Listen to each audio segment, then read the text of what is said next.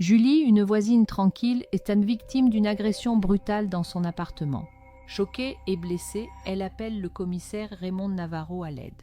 Lorsqu'il arrive sur les lieux, Navarro découvre rapidement que cette agression cache bien plus qu'un simple conflit de voisinage.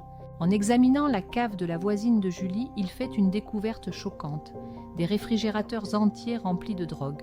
Intrigué et alarmé par cette découverte, Navarro interroge Julie, mais la jeune femme semble perplexe.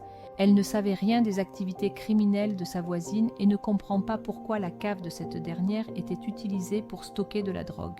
Navarro suspecte rapidement que l'agression de Julie est liée à un règlement de compte au sein d'un réseau de trafic de drogue. Avec l'aide du foyer Remois, une équipe spécialisée dans les affaires de trafic de drogue, Navarro commence à démêler l'histoire. L'enquête révèle que la voisine de Julie, responsable de l'agression, avait des liens avec un réseau de criminels et que la cave était utilisée comme lieu de stockage pour éviter d'attirer l'attention. La tension monte lorsqu'une perquisition est menée et que la voisine est placée en garde à vue. Au fur et à mesure des interrogatoires, il devient évident que cette affaire dépasse largement un simple vol ou règlement de compte.